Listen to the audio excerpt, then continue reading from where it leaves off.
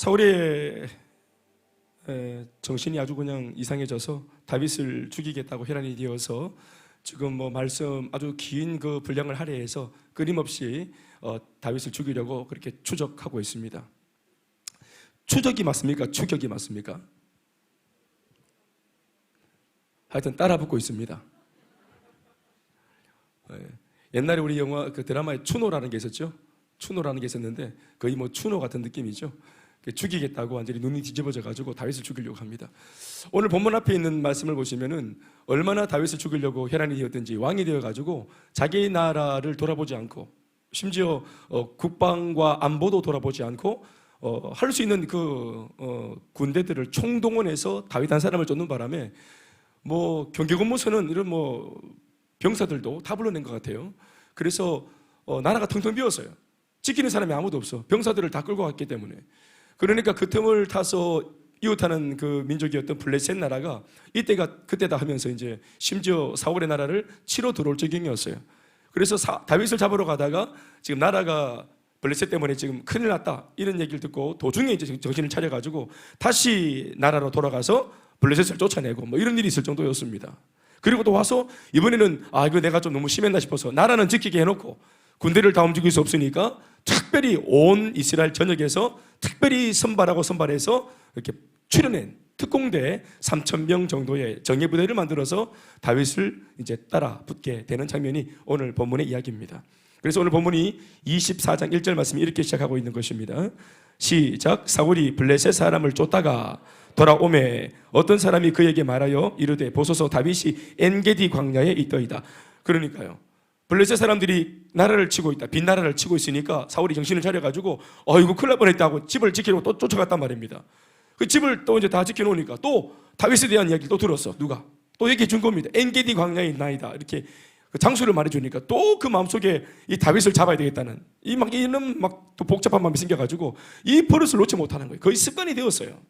다윗을 하루라도 생각하지 않으면은 막 좀이 쑤실 정도로, 이 정도면은 다윗을 미워하는 겁니까? 사랑하는 겁니까? 도대체 하루도 다윗을 생각하지 않은 적이 없어.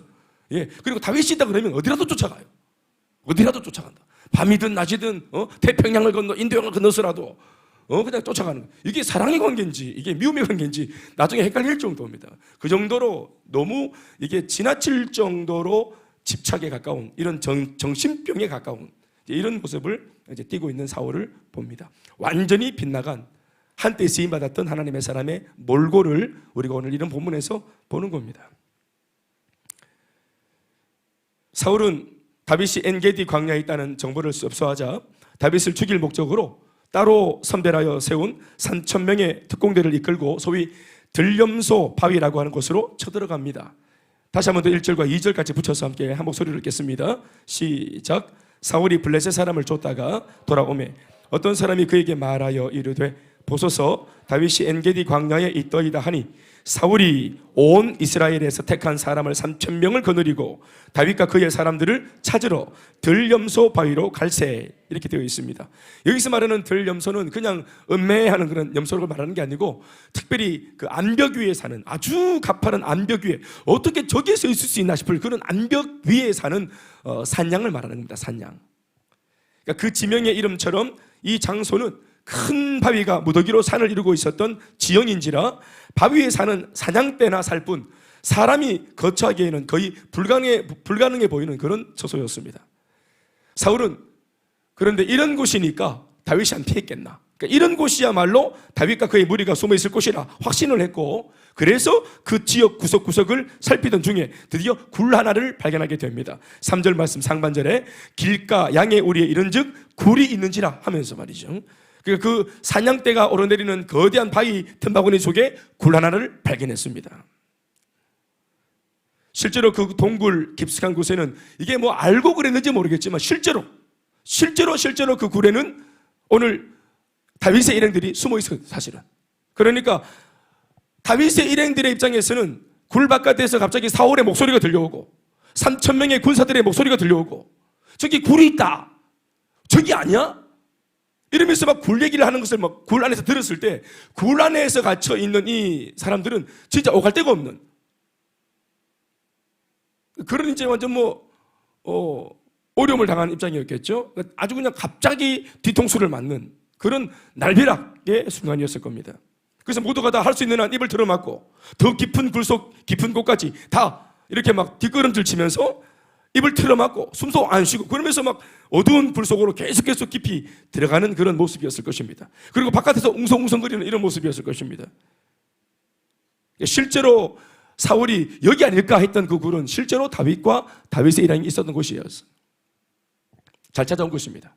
그런데 이런 급박한 와중에 갑자기 말도 안 되는 돌발 상황이 일어납니다. 돌발 상황이 일어나죠. 그게 뭐냐 하면은 바로 사울의 배탈입니다. 어떻게 생각하세요? 이런 얘기를 성경이 적어놨나 싶을 정도로 눈을 비비고 봐야 될 정도로 참 이런 것들은 참 희한한 대목이 아닐 수 없어요. 그래서 말씀도 보면은 그냥 쉽게 사울이 배탈이 났다, 장트러볼타 이렇게 한 게 아니고 요거를 아주 어렵게 우리나라 말로 표현했지만 히브리식 표현법을 그대로 적어놨어요. 3절 말씀 보시면 길가 양의 우리에 이런 즉 굴이 있는데 아까도 말했지만 그 굴에는 분명히 다윗과 다윗 일행이 있어요 없어요? 있었어요. 잘 맞춘 겁니다. 정확하게 왔어요. 내비게이션도 없이 어떻게 살았는지 모르겠어. 정확하게 왔어요. 그 굴이에요. 그런데 그 굴 앞에서 3,000명의 특공대가 확 닥쳐야 되는데 들이닥쳐야 되는데 그렇지 않고 숨죽여서 입구를 쫙 주시하고 있는 그 다윗 일행들의 눈에 누가 딱 보였냐면은 단 한 사람의 사울이 눈에 보였어요. 사울이 갑자기 용맹하게 확 굴 안으로 혼자 뛰어드는 겁니다. 사람들이 속으로 생각할 때 진짜 사울이다. 우리를 죽이려고 눈이 뒤집어진 사울. 혼자서 저렇게 뛰어드는 거 봐라. 굉장한 놈이다. 이 공을 자기가 써보려고. 저 무리들은 뒤로 하고 자기 혼자 칼을 빼들고 들어오는 거 봐라. 그래 막 사람들이 막 숨을 막 죽이고 생명 달렸으니까 다 보고 있는데 사울이 들어와. 사울인 줄 알아요. 사울이 들어왔어요. 입을 틀어놓고 다 사울 했어. 어떻게 하면 들어와 했어. 들어왔는데 갑자기 사울이 역시 사울이 뭔가 달라요. 막 몸이 얼마나 바쁜지 고기를 막 돌리면서 이것저것 찾고 그러는데 갑자기 막 소리를 지르면서 옷을 막 쥐어뜯더니 바지를 확 내리는 거예요. 사람들은 깜짝 놀랐어요. 저 바지 속에 뭘 숨겨놨을까? 어떤 칼을 끄집어낼까? 뭘 어떤 걸 꺼내가지고 우리를 혼내줄까? 어떤 비밀무기를 가져왔을까? 얼마나 자신 있으면 혼자 왔을까? 막 옷을 찢고 비명 지르면서 자리에 딱 하더니 똥을 팍 사는 거예요.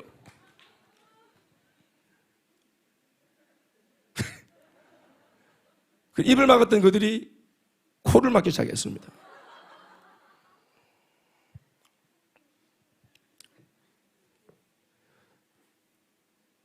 다른 돌발 상황이 아니라 갑자기 사울이 배탈이 나서 급하게 자신의 문제를 먼저 해결해야 되는 그런 돌발 상황이 생긴 겁니다. 똥 누러 갔다 이 말입니다. 정확하게 말하면 이 굴도 여기에 있다라고 들어간 게 아니고 볼일 보려고 들어간 굴이에요. 그래서 사울 혼자 들어왔던 겁니다. 이야기가 그런 이야기란 말이에요. 그러니까 굴 바깥에서 보는 상황과 굴 안에서 밖을 보는 상황은 완전 달라요.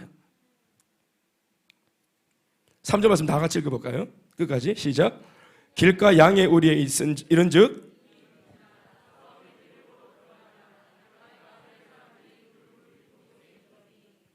본문에 사울이 뒤를 보러 들어가니라 라고 되어 있는 이 표현은 배변 행위를 뜻하는 말로서 relieve himself라고 하는 영문 성경에는 이렇게 표기가 되어 있습니다. relieve himself, relieve oneself 그러면 이게 자기가 자기 똥을 본다 이런 뜻입니다.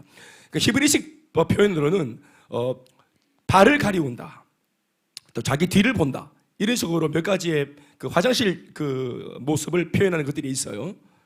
그러니까 그러한 표현을 우리가 잘 볼 수 있는데 그냥 뭐 어디 뒤를 보러 갔다, 자기가 어떤 뭐 굴을 살피러 들어갔다 이런 뜻이 아니라 아까도 말했지만 배변을 하러 들어갔다 이런 뜻입니다.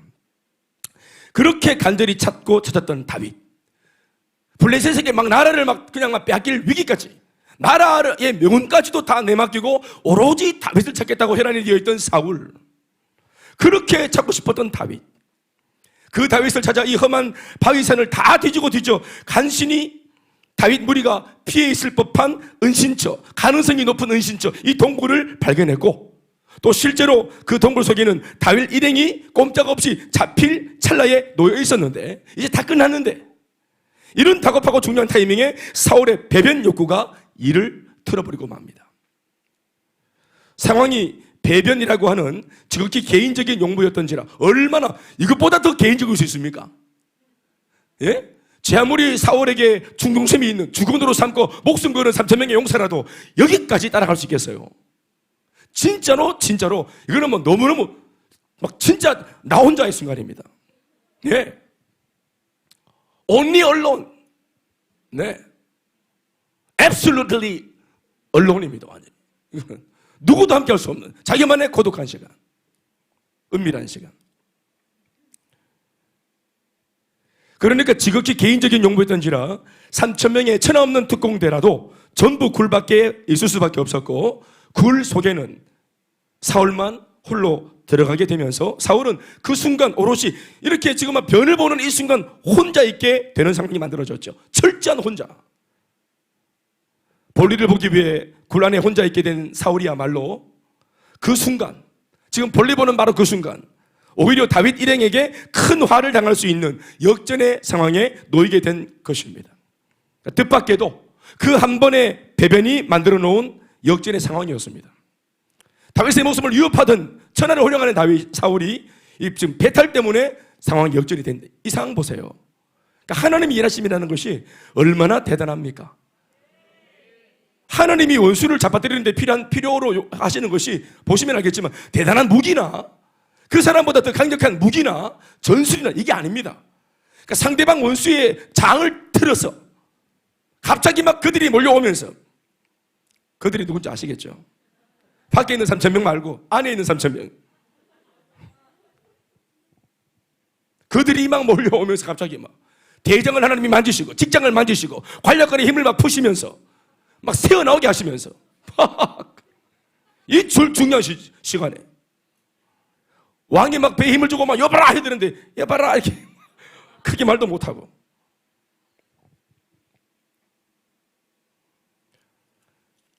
배변 하나만 이렇게 일어나도 상황이 완전히 역전되잖아요.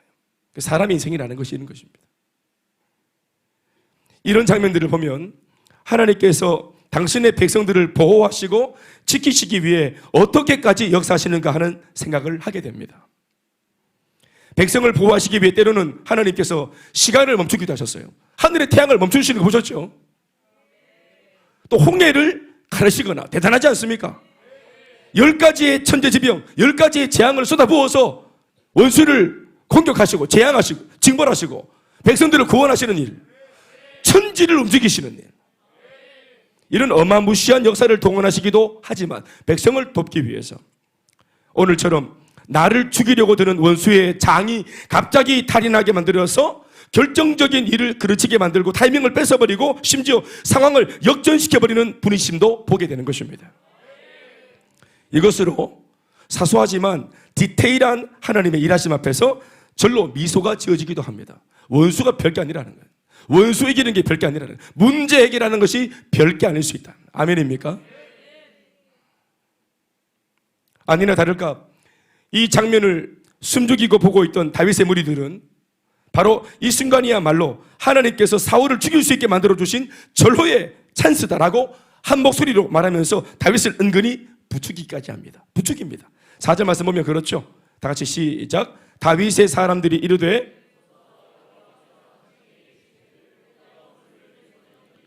네 생각에 좋은 대로 그에게 행하라 하시더니 이것이 그날이니이다 하니 다윗이 일어나서 사울의 겉옷자락을 가만히 뱉다 이렇게 되고 있죠.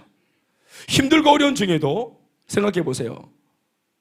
짐승이나 사는 그 산비탈길, 엄청난 바위산, 사냥이 여러분 얼마나 날카로운, 이건 정말 인터넷 이런 거 열어보면은 사냥개라는 짐승이 발톱이 희한해가지고 이게 얼마나 도저히 사람이 서 있을 수 없는 곳에 막 서 있습니다. 이 얘네들이. 그런 암벽과 암벽 사이를 지나서 그 600명의 아둘람 공동체가 사울을 얼마나 두려워했으면 도저히 사람은 다시는 오지 못하는 그 절벽을 건너서 굴에 겨우 숨었는데 그렇게까지 하면서까지 다윗을 따랐던 이유가 뭐냐? 이런 고난과 고통의 기간들을 일행들 모두가 신앙심이 다 다윗처럼 불타지도 않았을 텐데 왜 모두가 같은 말 같은 마음 같은 뜻으로 불평하지 않고 오롯이 힘겹고 어려운 고난의 길인데도 다윗을 믿고 이 리더십을 인정해 주면서 따라왔을까? 그것은 힘들고 어려운 중에도 다윗의 삶을 통해 역사하시는 하나님을 그들이 봤기 때문입니다. 특별히 다윗이 기도하면 하나님께서 응답을 주시고 다윗이 엎드려 기도하면 하나님께서 은혜를 주시더라는 거예요. 지난번 거일라 공동체를 구원하는 사건도 그들이 하나님의 살아계심을 볼 수 있었던 사건이었어요. 아, 하나님께서 우리의 리더와 함께 하시는구나.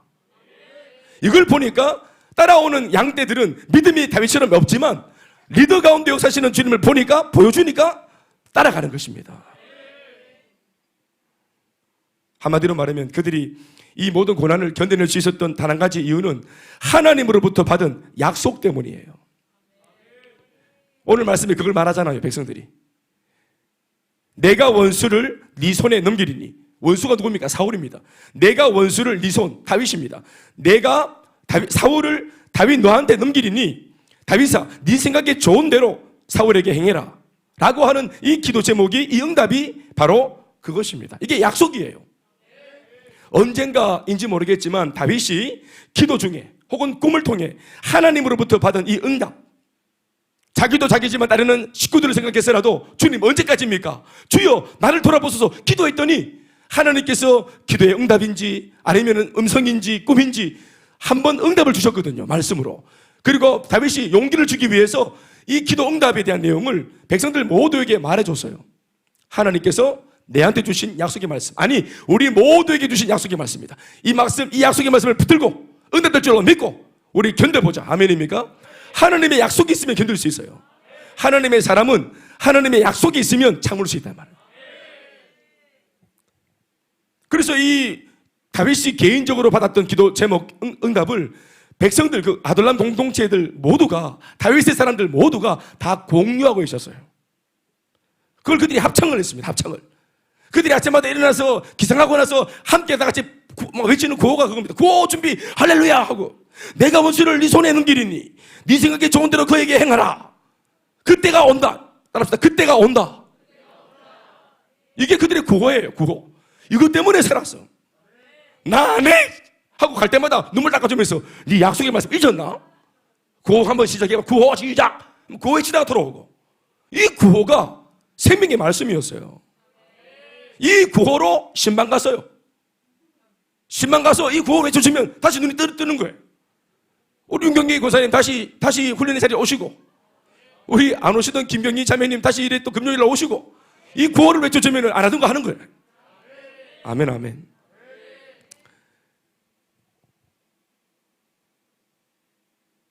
그러니까 하나님으로부터 받아서 모두가 공유하고 있는 바로 이 응답, 반드시 복수할 때가 온다라는 이 약속의 메시지를 당시 다윗의 공동체 전부가 공유하고 있었기 때문에 오늘 자신들의 눈앞에 홀로 앉아 주저앉아서 저렇게 지금 막 정신머리 없이 볼일을 막 그냥 퍼즐 앉아가지고 보고 있는 이 사울의 뒤태를 볼 때 과연 틀림없는 하나님의 응답이 아니라고 누가 말할 수 있겠습니까? 이게 응답이다.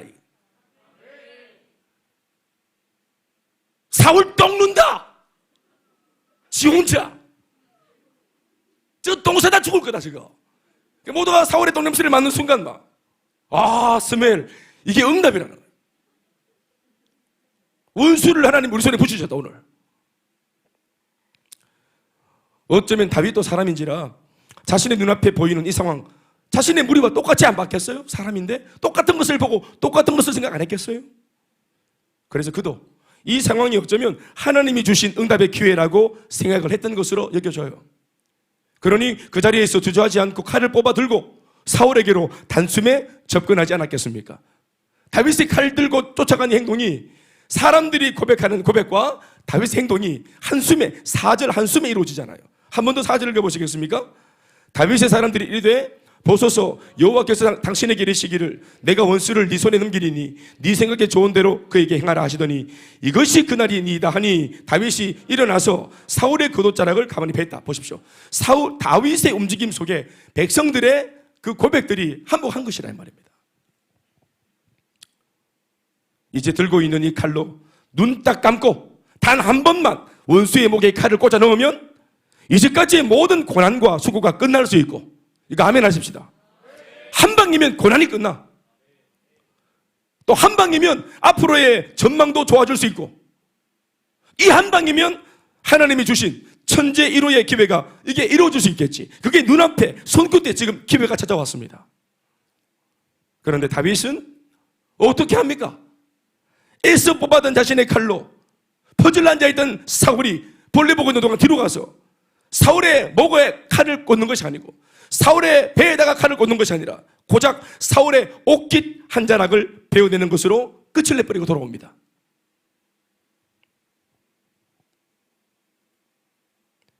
뒤에 모습 말씀을 읽어보면 아시겠지만 다윗이 찾아와서 자기 옷자락을 베고 갔다는 것을 사울이 볼일 보다가 압니다. 이거 사울이 알아요. 특별히 4절 중반절 이후의 말씀을 다시 한번 읽어보시겠습니까? 이것이 시작. 백성들은 말합니다. 이것이 그날이니이다. 오늘이 그날이다. 오늘이 디데이다. 이게 응답이에요, 다윗님. 이것이 그날이니이다 하니 다윗이 일어나서 사울의 겉옷자락을 가만히 빼니라. 심지어 사울의 옷을 베어낸 이 행위를 놓고 하나님 앞에서 자책하며 양심의 깊은 찔림을 받고 고통하는 모습을 우리가 봅니다. 다윗에게서. 다윗은 사울을 기회였지만 죽이지 않았을 뿐만 아니라 옷자락을 뺐는데 옷자락 뺀 것만으로도 양심의 가책을 느끼면서 고통스러워하는 거예요. 5절을 보시면 그리한 후에 옷자락을 뺀 후에 사울의 옷자락 뱀으로 말미암아 다윗이 마음에 찔려 라고 적고 있는 이 구절을 주목해 보십시오. 비록 자신의 목숨을 노리고 여기까지 추적해온 원수이기에 상황으로 보자면 죽여야만 하는 사울이지만 그러나 차마 그 사울을 죽이고 싶지 않아서 결국은 그의 옷자락을 베어내는 것으로 사실상 원수 죽일 기회를 포기해버린 이 순전한 하나님의 사람의 당시의 결정을 오늘의 우리는 사려 깊은 마음으로 들여다볼 수 있어야 합니다. 다윗의 이러한 행위는 하나님께서 다 차려주신 응답의 기회를 스스로 포기한 것이나 마찬가지입니다. 옳습니다. 네, 옳아요. 하나님이 다 차려주신 밥상을 엎은 거예요. 맞죠? 그겁니다. 다윗은 응답을 오늘 포기한 거예요. 이 응답의 포기라는 것은 사실상 또 다른 고난을 선택한 것과 같은 뜻입니다. 다시 뭐라고요? 이 응답을 포기한 것이 뭐라고요? 이거 포기한 것으로 끝나는 게 아니라 뭐예요? 이제까지 당해왔던 이 지독한 고난을 앞으로 다시 더 지독한 고난 속에 또 이것이 이어지는 더 큰 고난을 받을 수도 있을 만큼의 고난 속에 뛰어드는 또 다른 고난으로 들어가는 것을 의미하는 거예요. 사울을 죽이면 고난이 끝나요. 그런데 사울을 살림으로 사울을 통해 고난을 받는 일을 자처한 겁니다. 사울의 생존이 다윗에게는 치명적인 고난을 의미한다는 것쯤은 세상이 다 아는 이치죠. 사울을 죽여야 끝나요, 고난은. 그러나 다윗은 사울의 생명 대신 그의 옷자락을 선택했습니다.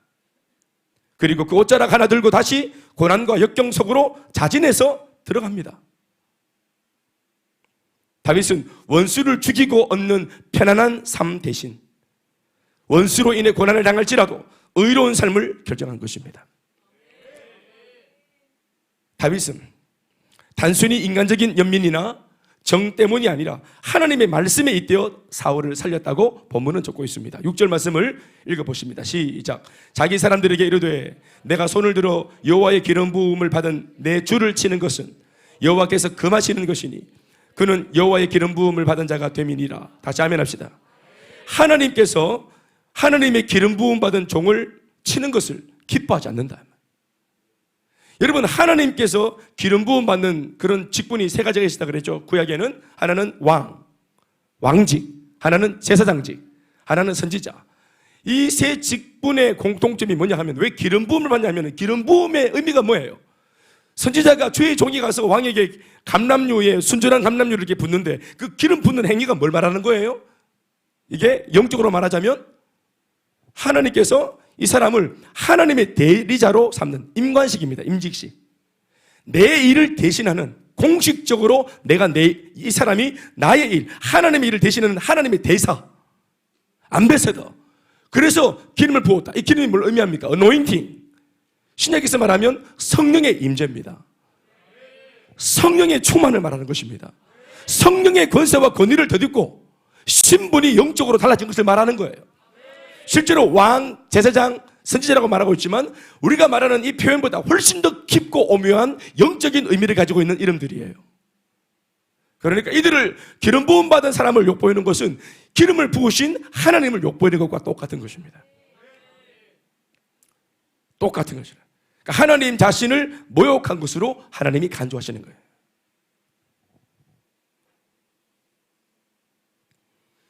그래서 이거 싫어하는데, 그렇지만 상황적으로 볼 때, 정황적으로 볼 때 비록 기름 부음을 받았지만 다윗은 기름 부음 받았다가 타락해버린 사울을 죽일 수밖에 없는 정황 속에 빠져 있고, 어떤 면에서는 하나님께서 아까도 말했지만 내가 기회를 줄게, 이게 비밀입니다.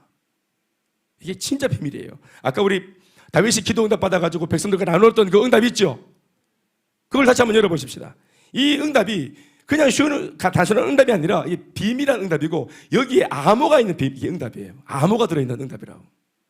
보세요. 백성들이 말을 해주니까 우리는 이 응답이 뭔지 알았죠? 하나님 응답의 내용을 읽어봅시다. 한번 다시 4절 말씀이죠. 보소서, 시작. 보소서, 여호와께서 당신에게 이르시기를 뭐라고 하십니까? 내가 원수를 네 손에 넘길 때가 있다. 다윗아, 내가 원수 사울을 네 손에 넘겨줄 때가 있을 끼다. 내가 넘겨준다. 그런데 보통 이 다음에 뭡니까? 내가 이 원수를 붙였으니까 너는 처단해라, 죽여버려라. 보통 이렇게 나와야 되는데 어떻게 다윗에게 명을 내리고 계십니까? 네 생각에 좋은 대로 그에게 행하라. 행하기는 행하는데 그 때가 왔을 때 네가 다시 판단을 해라. 이게 응답이라고 느껴졌을 때 그냥 행하지 말고 그 순간 다시 네가 생각을 해라. 그게 어떻게 네한테 보이는지, 그 순간 그 모습을 봤을 때 그 정황 속에 네가 다시 영적으로 깨달아지는 그 깨달음대로 행해라. 이게 암호입니다. 암호. 이게 암호라고요. 그러니까 백성들은 이걸 단순하게 받아들여서 때가 왔으니까 질러야지. 그런데 하나님의 은혜를 아는 다윗은 좀 더 복잡한 거예요. 하나님의 약속의 말씀을 알고 있었기 때문에 이 약속의 말씀 속에서 이걸 가만히 들여다보는 겁니다. 과연 이게 이렇게 쉽게 이 왕을 죽여버리고 내가 편한 대로, 그렇지, 내가 편하자면 사울을 제거하면 돼. 근데 이게 이렇게 쉽게 하나님의 기름 부음 받은 종이 이렇게 어처구니 없이 이렇게 비참하게 똥을 싸다가 죽고, 기름 부음 받은 주의 종이 말입니다. 고대 시대에 여러분 전쟁을 하면 전쟁에서 어떻게 이기느냐, 이기는 편에서는 어떻게 이기느냐가 참 중요하고 내용이 중요합니다. 그때 명예가 있었기 때문에. 근데 죽는 것도 마찬가지. 어떻게 죽느냐가 참 중요했습니다. 그러니까 삼손에 의해서 죽었던 이런 그 1000명의 블레셋 백성들, 있는 사람들은 정말 비참한 거예요. 낙이 턱뼈에 맞아 죽고 그러면 안 돼요. 막 목이 베이든지 칼에 찔리고 죽기. 전사들, 이게 막 혁혁한 공을 세우다가 막 이기지 못했어도 생명으로 싸우다가 그렇게 막 멋있게 죽어야 되는데, 옆에 있는 살아남은 전우들이 집에 돌아가서 아버지 잘했대, 뭐 삼촌 열심히 했대, 이래 나와야 되는데 낙이 턱뼈에 맞아가 죽었다. 옆에는 낙이 턱뼈에 맞는 거 보고 놀라가 심장마비로 죽었고. 이렇게 해서는 안 되는 거예요. 골리앗 보세요. 아가 던진 돌에 맞아 죽잖아요. 돌에 맞아가. 이게 비참한 걸 말하는 거예요. 어떻게 이기느냐도 중요하고 어떻게 주느냐도 참 중요한 거예요. 그런데 적은 비록 함을 갔지만 한때 주의 기름 부음 받은 주의 종이 똥을 사다가 죽었다? 이럴 수는 없는 겁니다. 예, 다윗의 생각이 그겁니다.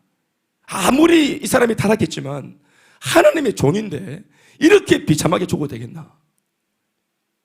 노아 홍수 끝나고 기냥이 풀려가지고 농사를 짓고 포도를 지어가지고 포도주를 즙을 내가지고 포도주 발효시켜서 포도주를 진탕 마시고 뻗어가 잠자는데 더우니까 막 옷을 벗고 올수 홀라당 올루드 활배가 정신이 나가가지고 그래 올루드로 자는데 그걸 누가 봤습니까? 네? 셋, 함, 야벳 중에 누가 봤어요? 함이 보자. 함이 보고 벌거벗은 거 보고 가가지고 막 형들한테 막 흉을 받지. 아버지 흉을 노망 났다고. 그랬더니 두 형제가 뒤로 들어가서 옷으로 치부를 가려주는, 그 치부를 가려주는 거, 그게 신앙이다. 그런 게 신앙입니다. 리더의 허물을 덮어주는 것, 그게 신앙입니다. 그게 개념이 없는 겁니다. 그러니까 개념이 없는 일반 성도들은 그냥 질러라. 그러나 말씀을 알고 있는, 그러니까 모르니까 이렇게 한다. 하나님의 말씀을 알면 그렇게 못합니다. 하나님의 말씀을 알면 생각이 훨씬 더 복잡해져요. 행동하는 것이 훨씬 복잡해집니다. 원수가 막 까불면 우리는 어때요? 집어가보면 되지. 이에는 이, 눈에는 눈, 막 코에는 코 찔러보고 그렇게. 돈에는 돈, 박살 내버리면 되지. 욕을 해서 난 더 세게 욕을 해서 악으로 악을 짓밟고 막 더 강력한 악으로. 그게 여러분 수가 낮은 겁니다. 그게 수가 낮은 거라고. 원수를 사랑해서 이기고 로마서 12장 21절 말씀처럼 악에게 지지 말고 선으로 악을 싸워 이겨라. 선이 악을 싸워서 이길 때 진짜 이깁니다. 원수의 한마디 욕을 듣고 100마디로 더 욕을 해서 응수해서 잡아뜨리고 이겼다고 해서 그게 이긴 게 아니라 이 말입니다. 이게 왜 그렇습니까? 말씀을 알고 하나님의 속내를 알기 때문에 메시지 말고 메시지 속에 들어있는 메신저의 의도, 그 메신저 의도입니다. 아이고 야야 명절에 오지 마라. 야 교통 복잡돼. 차 복잡다 오지 마라. 그냥 전화하면 되지. 뭐 이렇게 멀리까지 올라가노. 전화하면 됐다. 아가 오지 마라. 아가 오지 마라. 아가 안 가야 돼요? 아가 가야 돼요. 어머니 말씀 뭐예요? 교통 복잡한데 오지 마라 이 말하면 교통 복잡하지만 반대가 오느라 이 말 안 하겠어요? 할렐루야. 잘 들으세요. 메시지보다 더 중요한 것은 메신저의 의도입니다.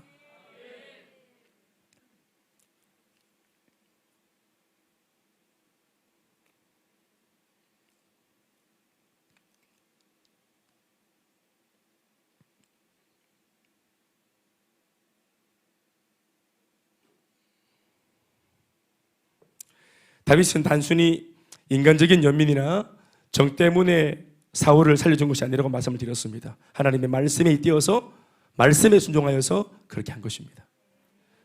아무리 나 자신에게 유리해 보여도 하나님이 기뻐하지 않는 일임을 말씀을 통해 알았다면 이것을 알면서도 모른 척하며 자신의 유익을 따라서 그냥 선택할 수는 없었다는 것이 바로 다윗의 변입니다.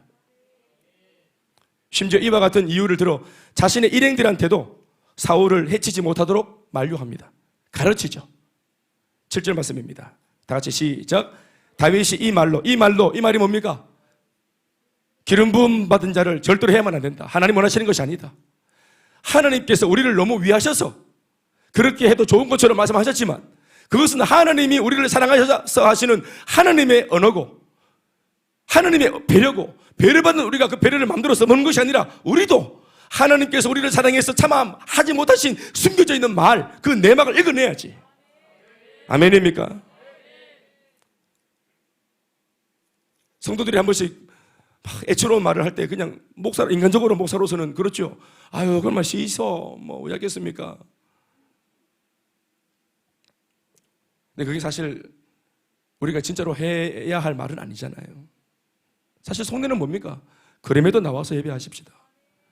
그럼에도 나와서 한번 돌파해 보십시다. 그런데 때로는 이 말을 하기가 너무 어려운 분이 계세요.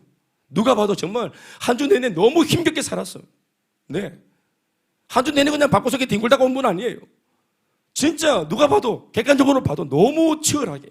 그래서 몸이 고되고 고될 수밖에 없겠다 싶어요. 스케줄을 보면은 어떻게 이렇게까지 할 수 있을까 싶은데 그렇게 한다고 예를 들어서 막 과제를 하는데 숙제를 못 해왔어.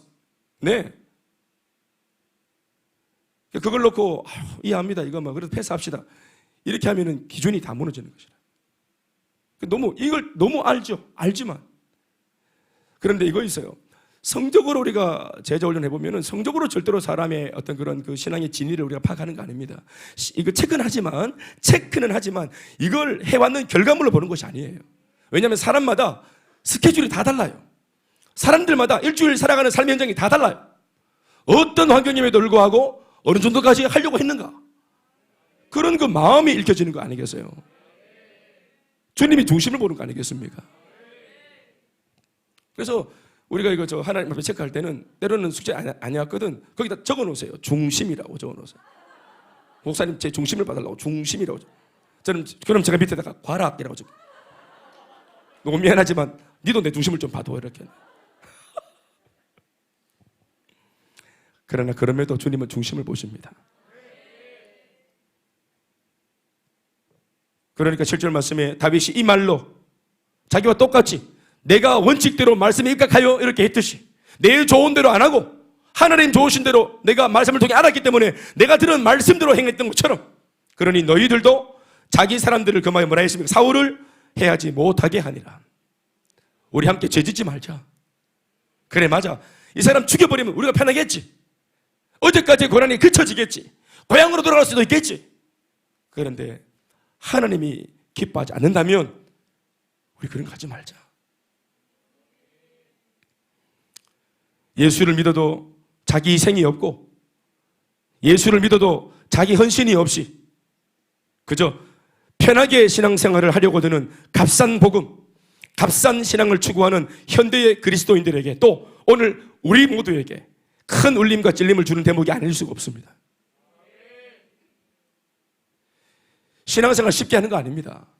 신앙생활 어려워. 왜냐하면 이 세상 자체가 신앙이 안 통하는 세상이에요. 우리는 신앙이 안 통하는 세상 속에서 신앙을 가졌고 예수를 믿어버렸어요. 그리고 절대로 예수를 포기할 수 없는 천하 없는 은혜를 받아버렸어요. 이미 좁은 문으로 들어섰고 좁은 길을 통해 가고 있어요. 우리가 주님을 부인하기에는 지난날 받은 은혜가 너무 커요. 회복되어진 우리의 개인 어떡할 거예요? 예수님 때문에 회복되어진 우리 부부 어떡할 거예요? 주님 때문에 회복되어진 나의 인생 어떡할 거예요?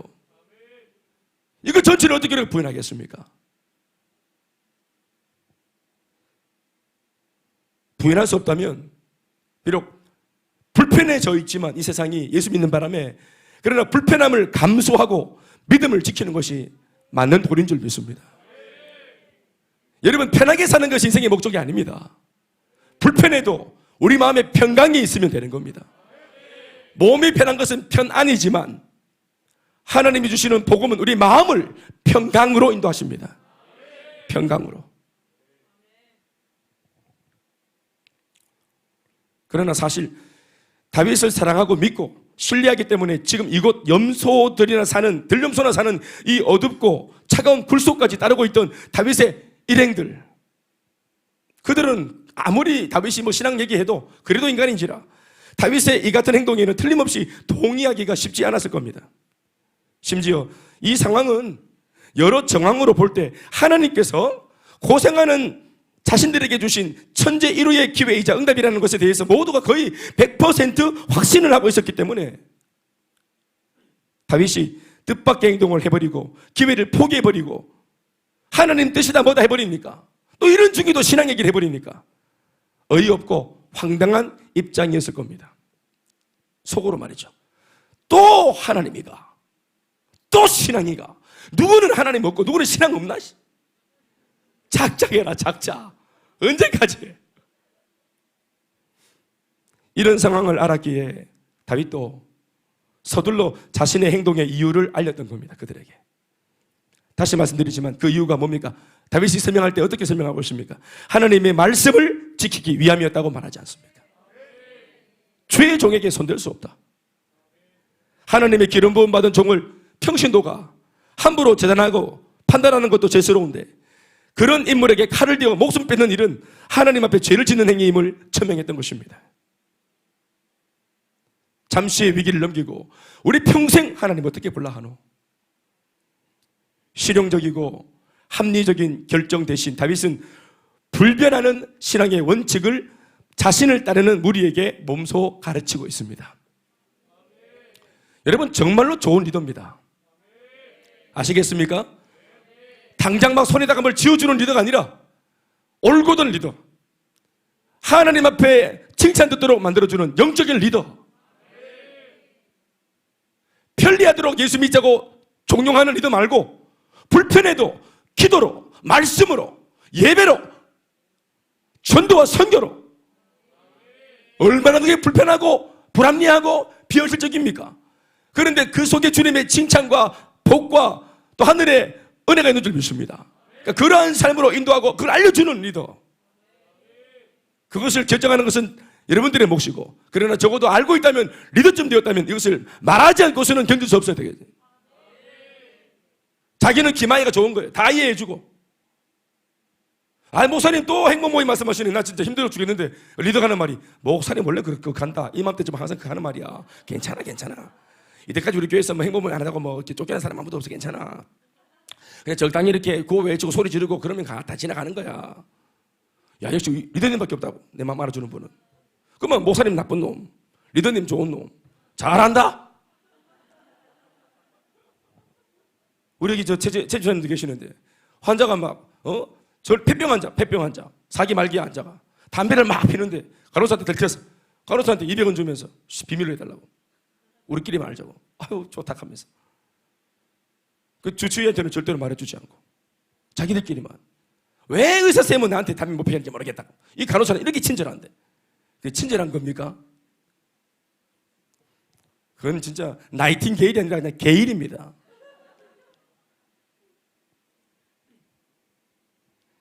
사람을 죽이는 일에 그 사람이 망하는 일을 등 떠밀고 그걸 잘한다면 되겠어요? 침묵하면 되겠어요? 사람 여러분 불편하지만 바른 길로 가도록 만들어주는 선한 목자. 요한복음 10장 10절 이하의 말씀에 선한 목자에 대한 얘기가 나와요. 11절부터. 선한 목자는 선하다는 말, 이 수식어는 착하다는 말이 아닙니다. 밥 잘 사주는 목사를 말하는 거 아닙니다.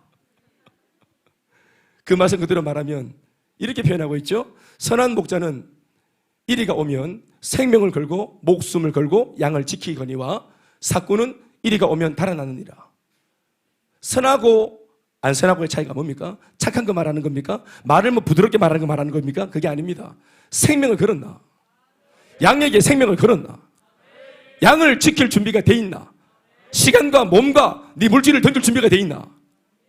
언제 어디라도 갈 수 있나? 양을 지키려고. 아멘이십니까? 그게 선한 목자, 선한 것입니다. 평상시에는 뭐 젠틀하고 사이좋고 뭐 기마에도 좋고 뭐 그냥 뭐 예를 들어서 뭐 이렇게 모임을 세일 모임 할 때도 뭐 그냥 늘 뭐 짜장면이나 먹고 뭐 좋게 만들고 이렇게 분위기 좋게 만들고 진짜 좋은 것 같지만 분위기가 마귀가 시험을 걸면 그렇게 짜장면을 먹었던 셀 가족들이 마귀의 시험에 이기고 돌파할 수 있겠어요? 뭘 무장시켜줬어요? 그동안 그 셀 가족들한테 셀 모임을 통해서 뭘 무장시켜줬어요? 뭘 가르쳤어요? 이런 시험이 올 때 어떻게 하라고 가르쳤어요? 교회가 옳은 일을 위해서 한번 해보자고 담임 목사님 깃발을 들 때 어떻게 반응하라고 가르쳤어요? 힘들어도 동참을 해야죠. 나 하나쯤이야가 아니라 이게 옳은 일이면 하나님이 함께 하신 일이라고 이것이 인정되었다면 몸도 마음도 물질도 시간도 같이 던져서 그 일이 되도록 만들어야죠. 주의 일이 되도록 만드는 일에 동참을 해야죠. 그 모든 일 앞에 리더가 먼저 솔선수범해서 보이고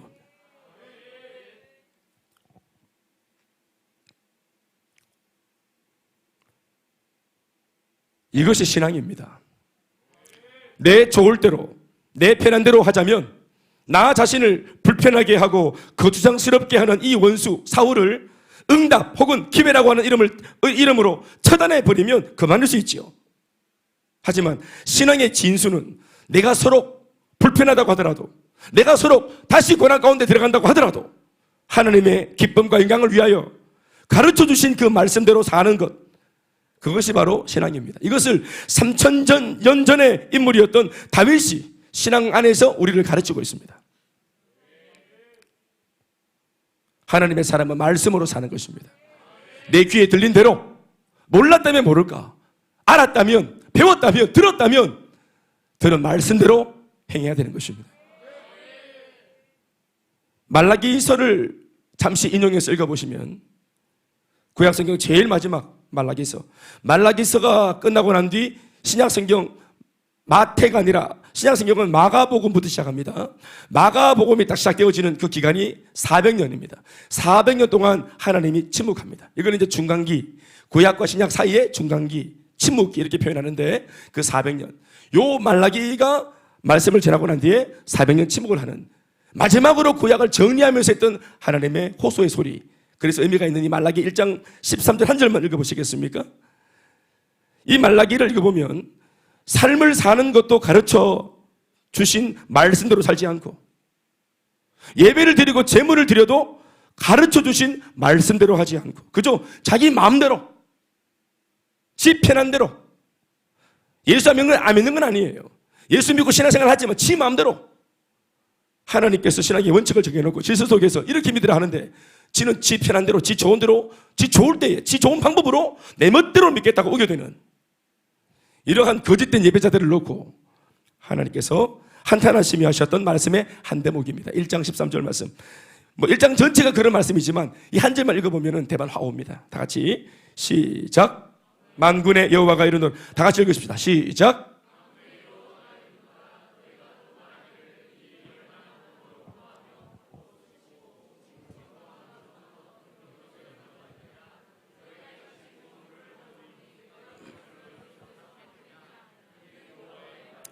하나님 말씀이 훔친 물건으로 헌금하지 마라.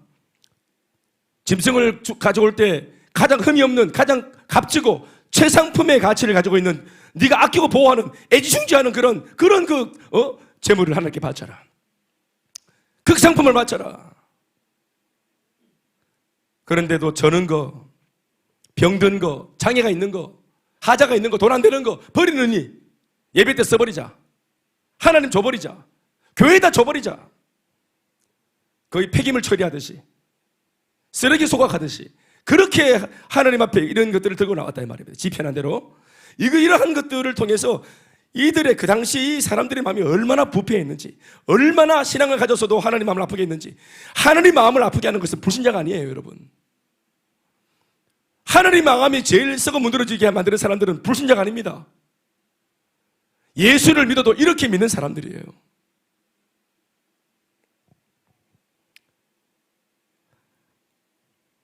하나님의 말씀 귀찮다는 거죠.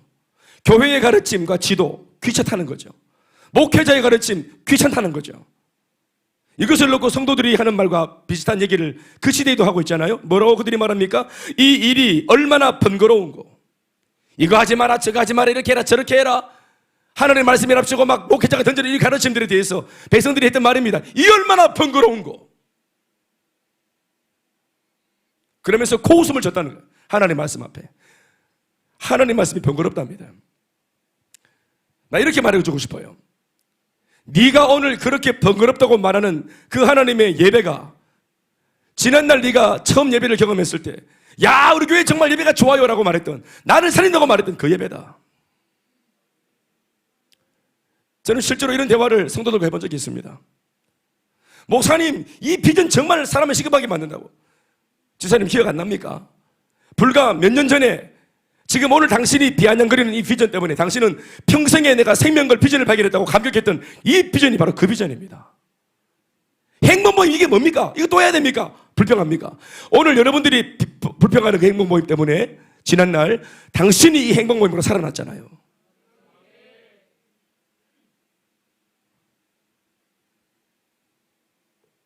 어느새 하나님이 성가신 하나님이 되었습니까?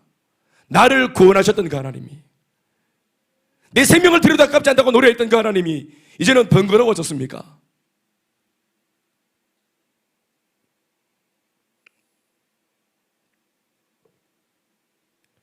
교회가 번거로워지고 셀가족 모임이 번거로워지고, 어떤 분은 이렇게 좋은 셀가족 모임 일주일에 왜 한 번만 하냐고 두 번 하자고 하는 분도 계셨습니다. 여러분들 어떻습니까? 그런데 그 셀가족 모임이 어느 순간부터 번거로워지고, 이 얼마나 번거로운 거, 행복 모임이 얼마나 번거로운 거, 양육훈련이 나를 살렸다고 말하는 가정들을 수없이 되면서도 또다시 양육훈련을 하자고 이렇게 고개를 하면은, 또 신청을 할 때가 되면은 이 얼마나 번거로운 거. 아울리치가 열렸습니다. 그렇게 선교가 생명을 구원하는 그런 열방의 소망이라고 말하고, 단기 선교사들은 갔다고 난 뒤에 나한테 또 한 번 더 보내달라고 말을 하고, 코로나 중에 다쳐있어서 속상하다고 말하고, 빨리 현장이 열리도록 우리 그때 계속해서 주일마다 기도했는데 현장 이번에 열렸다 하니까, 그럼 그렇게 말했던 사람들 다 신청을 해야 될 거 아닙니까? 등록과 신청이 있어요. 신청은 지금 하고 등록은 4월 중순까지 하는 겁니다. 돈을 내는 거. 그럼 적어도 신청을 해야 되는 거 아닙니까? 마음이 있다면은. 그리고 돈이 없으면은 그 남은 15일 동안 기도해보고 돈을 구해보고 빌려보고, 이게 꿈에도 소원이라면서요. 이 비전과 선교가 내 가슴을 뛴다면서요.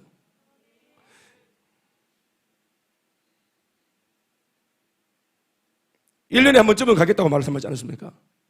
어떻습니까? 2년 동안 얘기했다 묶여있으니까 우리가 기도를 해냈지만 이게 이렇게 빨리 열릴 줄 몰랐죠. 저희 교회는 코로나 가기 직전에 2020년도 2월 달 필리핀 아울리치에 신청자가 46명이었습니다. 이게 다 자기가 자기 돈으로 자비량으로 간 게 아니라 20명이 요다일이었는데 어른들이 개인적으로 못 가니까 목사님 이 120만 원 요다일 아이 하나 보내주세요. 목사님이 찍어서 하나 보내주세요. 저는 아이들 잘 모르니까요. 목사님 우리 부부가 이번에 가고 싶은데 우리는 못 가니까 목사님 우리가 둘이서 준비한 이 126만 원 하나의 청년 하나를 목사님이 지목해서 이 아이 좀 보내주세요. 어떤 사람들은 4명이 와서 4등분해서 4명이 준비해 와서 120만 원 4로 나누면 얼마입니까? 잘 모르겠어요. 4분이 와서 이거 보내달라고. 내가 그랬어요. 어떻게 했냐면 익명으로 안 된다고. 이거 다 알아야지. 오른손이 하는 일을 왼손이 알아야 됩니다. 그래야 왼손이 정신 차리지. 오른손이 하는 일을 왼손이 모르겠다 하라는 말은 누구를 위해서 하는 말이냐면은 오른손을 위해서 하는 말입니다. 교만해질까봐. 그러나 오른손이 건강할 수 있다면, 안 교만하고 건강하다면 이 사실을 알려서 왼손이 오른손이 뭐 하는지 알아서 왼손도 주머니 속에 들어가 있지 말고 코납하지 말고 나와서 좋은 일을 해야지. 네, 그래서 그걸 다 알렸어요. 오른손 하는 일 다 알렸다고. 그래서 보내는 사람, 가는 사람 다 불러서 이 4분이 너를 보낸다. 감사하는 마음 가지고 가서 4명 목사에 선교를 하고 하라고. 그리고 나중에 어떤 모습으로든지 이분들 말고 또 다른 사람한테 네가 형편 풀리거든 네도 받은 것처럼 다른 사람을 보내도록 해라고. 내리사랑 아닙니까? 이렇게 제가 7, 8년 가르쳤더니 교회가 이렇게 자기도 가지만 다른 사람 보내고 인물줄로 다른 사람 보내고 이런 일이 막 일어나서 그래서 46명이 막 하게 된 거라 말입니다. 거의 그 아이들 20명은 다 우리 어른들이 다 만들어서 보내는 것이었어요. 이런 것들을 통해서 어떤 일이 있었냐면은 선교는 일주일 동안 갔다 오는 거지만 더 오래 가는 게 뭔지 아십니까? 우리 교회의 저력입니다. 우리 스스로가 가지는 공동체의 저력이에요. 자긍심입니다. 이것이 돈으로도 주고 못 사는 것들이에요. 내가 그래서 이번에 오늘 그 신천지를 보니까 형편없더라고. 그래서 내가 화가 좀 나더라고. 그래서 내가 만만한 게 우리 사역자들이라서 내가 오늘 문자를 보냈어요. 사역자들 다 단기 선교사 출신이고 사역자들인데 또 교육자들인데 신청도 안 했나 이거 뭐 하는 거고 지금 하면서 내 등록은 내가 책임질 수는 없으니까 큰 소리 못 치겠고 돈을 내는 거니까 신청도 못 하나? 하면서 신청을 내가 이름을 다 적어봤어. 여기다 신청자 단기 선교사들 2년 동안 선교를 못 갔으면은 선교 경험 있는 사람들이 이번에 같이 가줘야 2년 사이에 교회 온 사람들이 이번에 갔을 때 불을 받지. 선교를 배우지. 현장을 알고 있는 사람들이, 단기를 좀 갔다 온 사람들이 책임지고 갔다 와야지. 그거 하라고 과거에 교회가 여러분들을 섬겼던 겁니다. 아멘 좀 하시고. 먹튀 먹고 튀면 되겠어? 단기 출신들 아멘 좀 하시고. 정신 똑바로 차려야 돼. 단기 할렐루야.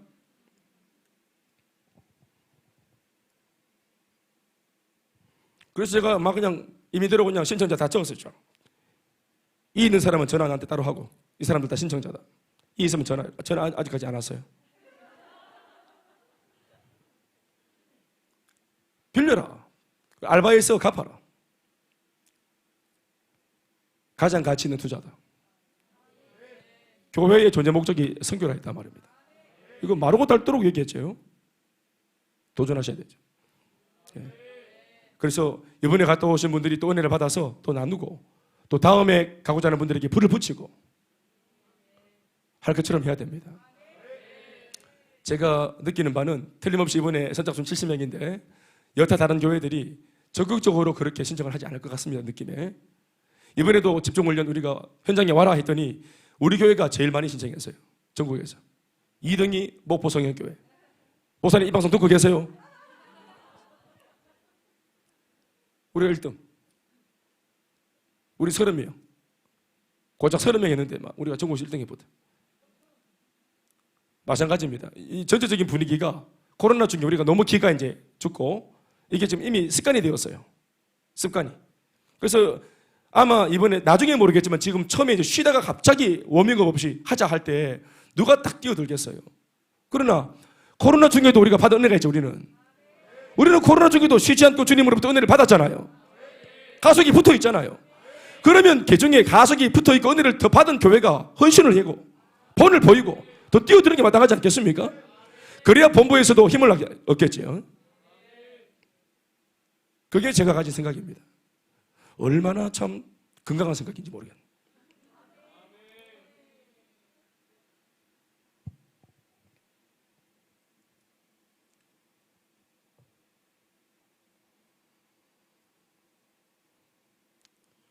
굴을 나와서 살아서 지갈길을 갑니다. 어떤 면에서는 이제 막 바지 올려가지고 막 다윗이 지 옷 뺀 거를 대충 느낌적으로 알거든, 사울이. 그래서 막 거의 주랭랑을 치듯이 막 그냥 막 뒤도 안 닦고 막 이렇게. 뭐 그렇게 그런 그림이죠. 굴을 나와서 자신의 길을 가고 있던 사울을 멀리서 내려다보던 다윗은 굴에서 나와가지고 입구에서 이내 곧 한 손에 손 옷자락을 들어 보이면서 소리치기를, 하나님이 내게 주신 기회를 나 자신은 포기하고 사울 당신을 살렸으니 이 옷자락이 그 증표라고 했고, 이 증표를 보며 사울 당신 역시도 나와 나의 일행을 죽이려는 생각을 포기해달라고 요청을 합니다. 나도 기회를 포기했은즉 당신도 나를 죽이는 것을 포기해달라고.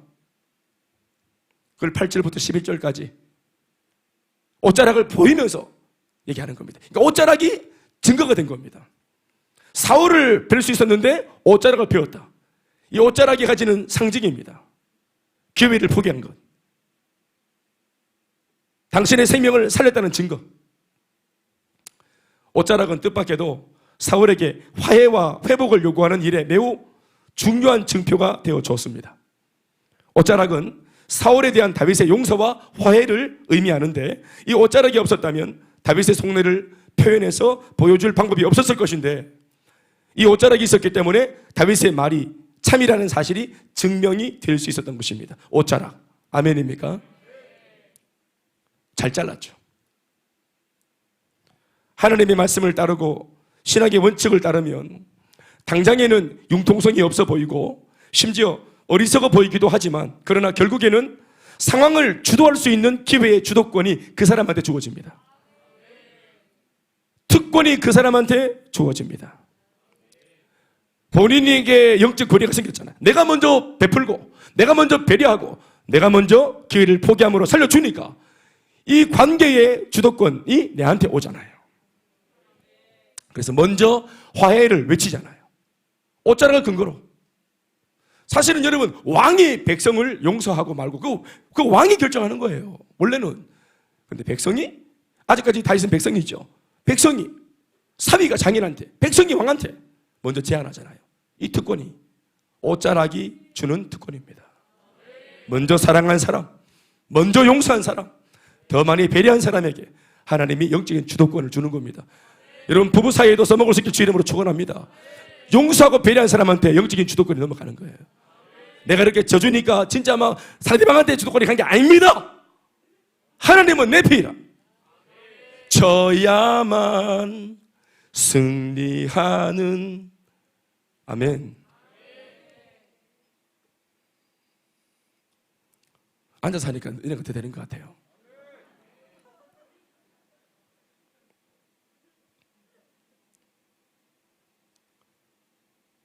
우리 역시도 내 편한 대로 예수 믿는 신앙의 편리를 따라 믿음 생활하는 그런 합리주의, 또 세속주의적인 신앙을 칼로 베어내고 거절할 수 있었으면 좋겠습니다.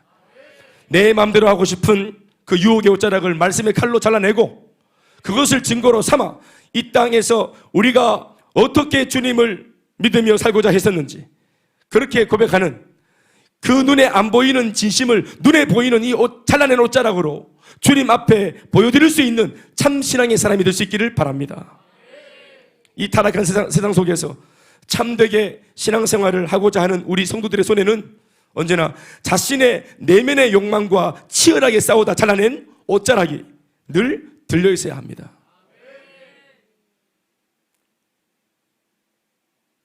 사실 옷자락은 내적 갈등의 증거물이에요. 정확하게 말하자면 별로 좋은 의미가 아니에요. 갈등했다는 증거물이잖아요. 사울을 살려주면 원래는 그냥 살려줘야 돼요. 지금 한참 예민하게 있는데 벌레 보고 계시는 분한테 옷 자르고 막 이러면 안 돼요. 옆에서 쉿 뱀소리 내면서 이렇게 하면 놀란다고요. 지금 볼일 보고 중요한 얼마나 예민한 관략은 상당히 예민해요. 흰 종이 줄까? 빨간 종이 줄까? 이런 소리 하면 안 돼. 가만히 살려줘야지. 그게 진짜로 용서인데 다윗은 가만히 살려주지 못했어요. 100% 용서하지는 못했어요. 젠틀하게, 알싸하게, 쿨하고 나이스하게 보내주지 못했어요. 갈등했어요. 무슨 갈등입니까? 찌니까 살릴까? 하나님의 말씀도 심지어 죽이라고 나한테 상황을 이걸 보장해주고 있잖아요. 이게 그때라고. 우리 백성들도 다 증인이에요. 내가 사울을 지금 죽여도 누구도 왕을 죽였다면서 그런 소리 하지 못해요. 모든 것이 만족할 수 있는. 그런데 다윗이 그 순간 굳이 안 해도 될 것 같은 내면의 고민을 했잖아요. 그게 갈등이거든요. 사울을 베지 않았지만 그의 옷자락을 벤 것은 선택의 기로에서 인간적인 마음이 분명히 개입했고 적잖이 그 인간적인 생각에 마음이 끌렸음을 말해주는 흔적입니다. 사실 옷자락도 베지 말고 보내줬어야 했지만 다윗은 옷자락을 베어버렸어요. 그러나 하나님의 평가는 그것이 아니 그것마저도 승리라는 것입니다. 잘했다는 것이에요. 여러분 보디발의 아내 아주 음란한 여자입니다. 힘도 있고 권력도 있어요. 국방부 장관의 부인이니까 얼마나 세겠습니까? 남바2의 여자입니다. 그 집에 종이었어요. 요셉. 아무도 없는데 그 사모님 불러요. 그거 갔다가 자꾸 어깨를 주물러라 하고. 더 이상 하지 맙시다. 그래서 막 난리 부르스를 추고 갑자기 음악을 막 빠바바 빠바바 하면서 막 색소폰 음악이 막 나오면서 막 끈적끈적하고 그래가 막 갑자기 막 빨간불 켜고 그래가 놀래가지고 요셉이 막 쫓아나가는데 막 어디 가냐 하면서 막 이 막 마나님이 옷을 붙들고 막 잡아당기는데 얼마나 세게 당기는지 옷이 다 찢어졌잖아요. 이야기 아시죠? 옷이 찢어졌어. 옷이 찢어지고 찢어진 옷이 손에 있어. 그리고 이 얘기 좀 다릅니다. 이때 옷은 이 음란한 여자의 손에 있었습니다. 다윗은 지금 다윗이 들고 있고요. 뜯겨진 채로 요셉은 탈출했어요. 좀 시대와 시대를 넘나드니까 헷갈린다 이름이. 그 순교를 지켰지. 왜 그랬어요? 앞으로 내가 당할 일이 뻔하지만 하나님께 득지할 수 없다. 그래서 그 자리를 피한 거 아니겠어요? 그런데 그것 때문에 봉변을 당하잖아요. 나중에 자기 남편이 오니까 막 여보 하면서 막 저 요셉이 요망한 것이 나를 막 힘들게 했다면서 이 옷이 증거라고 하면서 날 덮쳤다고 하면서 저 옷 찢어진 거 보라면서 거짓말 하잖아요. 진짜 보니까 요셉의 옷이 들려있잖아요. 이 옷 때문에 감옥에 들어가고 난리가 나잖아요. 그러나 여러분 뜯겨진 옷차림으로 상한 채로 서 있었지만 그렇게 하면서까지 끝까지 지켜낸 그렇게 하고 나서 당할 일이 고난이 눈에 선했지만 하나님의 주신 은혜의 그 능력을 결국 선택했던 요셉처럼 상할지라도 이 뒤에 후폭풍이 예상이 될지라도 오늘 내가 있는 자리에서 믿음의 순교를 지키는 요셉처럼 그 찢겨진 옷자국이 그것이 바로 오늘의 다윗의 옷자락입니다. 옷자락 들고 갈등했지만 옷자락 들고 승리한 겁니다. 처음부터 사실 부인이 부를 때 가면 안 돼요. 혼자 있는 그 부인이 부를 때 가면 안 돼. 마가복음에서 마가는 원래 바울의 아주 제자였죠. 1차 전도여행 갈 때 아주 멋지게 쓰임받았던 나이 어린 아주 그냥 미소년의 마가가 크게 쓰임받았어요. 참 열심히 했어요. 바나바의 조카 아닙니까? 그런데 2차 여행을 떠나려고 할 때 마가가 못 가겠다고 이상소리 합니다. 힘들었던 모양이죠. 바울이 빡세거든요. 못 하겠다고 절레절레 거절합니다. 그랬더니 막 바울이 막 또 바른 말 해가지고 막 바보 만들어서 네가 인간이냐? 받은 은혜가 얼마인데 뭐 그랬다는 소리 하냐면서 혼을 냈어. 그 바람에 바나바가 어허 뭐 그러시냐 하면서 그러니까 이 싸움이 바나바랑 바울의 싸움이 돼가지고 둘이 이것 때문에 헤어져 버렸어요. 결별했어. 마가 때문에. 마가는 정말 황당했어요. 그래서 역사의 무대 밑으로 사라질 뻔했던 마가가 나중에 서신서를 쭉 읽어보면은 바울이 죽기 직전 그 편지를 보내면서 대마도 세상으로 갔고 후메네와 알렉산더도 다 믿음에서 파선했고 진짜 보고 싶은 사람 하나 있는데 마가를 꼭 데려오라고 편지를 보내서 끝까지 바울 옆에서 믿음을 지키고 함께 끝까지 달려간 동력자 마가. 실패했지만 하나님께서 두 번째 콜링할 때 비록 찢겨진 옷자락의 모습이지만 갈등했지만 하나님께서 길을 열어주셨을 때 동참했던, 찢겨진 옷자락 손에 들고라도 주의 일을 감당했던 마가, 그것이 바로 은혜인 것입니다. 예수님 팔아먹고 부인했던 베드로도 용서받고 양손을 벌려 거꾸로 매달려 십자가에 못 박혀 죽을 때까지 주의 복음을 두 번 다시는 배반하지 않고 달려갔던 그 모습, 실패했지만 은혜 주실 때 붙들고 옷자락 비록 뜯겨졌지만 옷자락 붙들고 갔던 그 모습, 그것이 은혜인 것입니다. 갈등했지만 그것을 극복하고 그렇게 해서라도 주의 일을 감당했던 그 일이 은혜인 것입니다. 여러분, 예수님이 말로 그렇죠. 예수님의 요한복음 12장의 기도를 들어보십시오.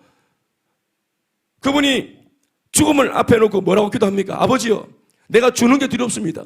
십자가의 죽음 두렵습니다, 인간적으로. 그러니 이 잔을 내게서 옮겨주세요. 그런데 기도가 바뀌죠. 그러나 나의 원대로 하지 마옵시고 아버지의 뜻대로 되기를 원합니다. 그러면서 인간적인 내 마음으로는 사울을 죽여버리면 내가 편하잖아요. 예수님이 잔을 거절하면 내가 편해요. 내 몸이 편해요, 잠시는. 그러나 아버지의 뜻을 생각하면서 내가 이 땅에 온 이 목적을 다시 한번 기억하면서 사명을 기억하면서 내 육신의 편리함과 안위를 포기하는 예수님의 결정도 같은 것이었습니다. 오늘 저는 사실 몸이 이 모양이라 가지고 지금도 벌써 목이 갔죠. 그래서 참 제 인생에 참 어울리지 않는 그런 꼴을 보여서 미안하고 저도 참 부끄럽고 자존심 상하고 그렇습니다만, 오늘 박 목사한테 사실은 제가 설교를 좀 부탁을 했어요. 박 목사님 설교 좀 준비해달라고. 제가 오늘 오후에 갑자기 제가 마음을 바꿔서 바로 그냥 문자를 보내서 내가 하겠다고 했어요. 약한 마음이 들어오죠. 몸이 힘드니까. 토요일 날 또 일정이 있고 또 주일 날 일정을 생각하고 이러니까 막 신방이 또 잡혀 있고 훈련해야 되고 이게 막 큰 파도같이 이제 외부 활동 이제 집회를 다 끝내고 나니까 이게 이제 목이 많이 갔는데, 오늘 이제 그래서 제가 재혁 집사님 도움 받아서 지금 링거 어제 밤에 한 대 맞고 조금 전에 한 대 맞고 지금 이렇게 성령의 능력과 약물의 힘으로.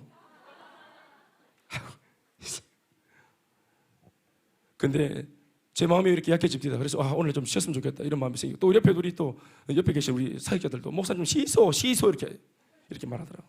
그래, 그런가? 그렇지, 너무 많이 호사했지. 그래서 딱 얘기하려고 그러니까 그게 막 힘들더라고, 마음이. 그래서 설교를 다 좀 해야 되겠다 마음을 먹고 이제 딱 했는데, 보세요, 저도 이게 뭡니까? 이게 저한테 옷자락이죠. 옷자락. 원래는 옷자락 안 배고 그냥 와서 그냥 해야 되는데, 이렇게 설교를 못할 것 같다고 옷자락 배고 그리고 이 자리에 앉았으니까. 여러분, 그런데 이게 저만 그렇습니까? 우리도 다 그렇지 않습니까? 우리 양교 훈련 올 때마다 여러분들 다 옷자락 들고 오지 않습니까? 오늘 좀 쉴 걸 그랬다. 오늘 목사님 먼저 전화 좀 안 오시나? 오늘 갑자기 이런 마음 혹시 없으십니까? 행복 모임 갈라 그랬는데 베스트한테 혹시 오늘 바쁜 일 생겨가지고 못 온다고 전화 좀 안 오나? 오늘 피곤한데 내가 스스로 안 갔으면 좋겠다는 말은 못 하겠고 네가 좀 안 바쁘나? 전화 왔는데 전화 왔다, 응답이다 딱 받았더니 언제 오세요? 그러나 그것을 가고 싶지 않은 마음을 베어내고, 이런 고민도 안 하고 갔으면 더 좋았겠지만 옷자락 베내고 간 게 어디고, 그게 잘하는 겁니다. 우리는 사람이기 때문에 100%가 있겠습니까? 천하의 다윗도 옷자락 베었잖아요. 사울 목에 칼 안 꽂은 게 어딥니까? 그 똥 다 새도록 기다려준 게 어딥니까?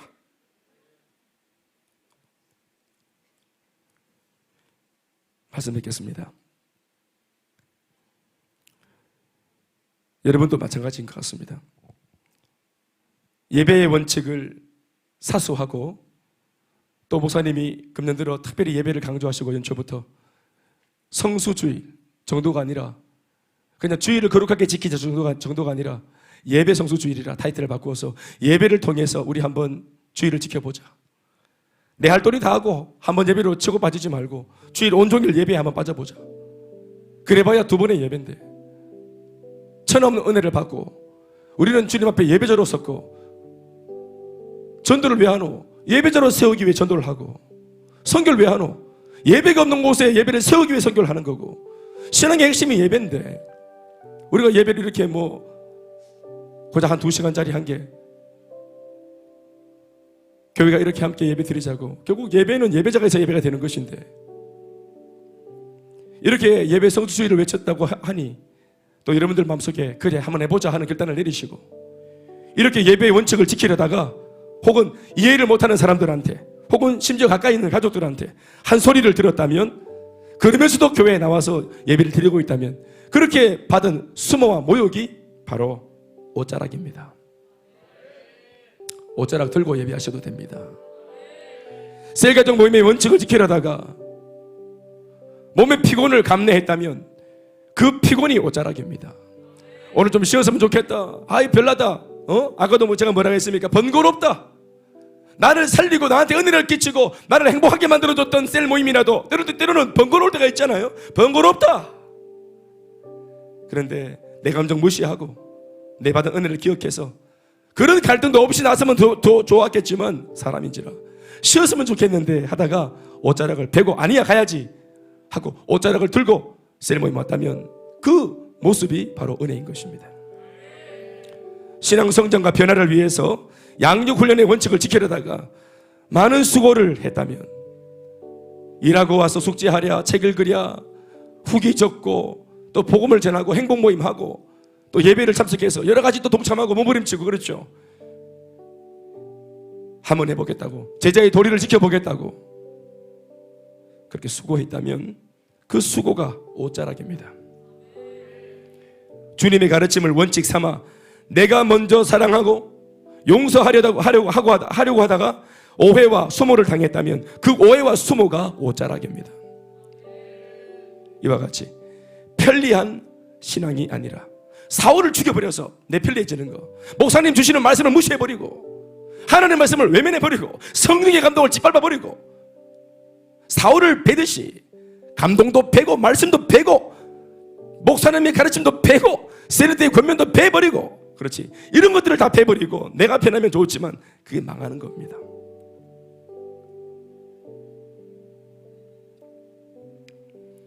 우리의 마음을 배워야 합니다. 우리 마음의 정욕을 배워야 합니다. 우리를 자라는 우리의 자람을, 우리의 성장을 바라지 않고 원하지 않는 사단의 교묘한 술책과 계계를 배워야 합니다. 이만하면 되었다, 나 하나쯤이야 라고 만들며 이기적인 모습으로 예수 믿게 만드는 이 옹졸한 신앙을 배워야 합니다. 이와 같이 편리한 신앙이 아니라 올곧은 신앙의 기준을 세워가면서 매일마다 수없이 베어내고 잘라낸 옷자락을 두 손 가득히 들고 우리는 이 길 끝에서 사랑하는 우리의 주님을 뵙게 될 줄로 믿습니다. 오늘 여러분들의 소리는 어떤 옷자락이 들려져 있습니까? 위대한 역사가 일어날 줄로 믿습니다. 모든 영광 하나님께 박수하시겠습니다.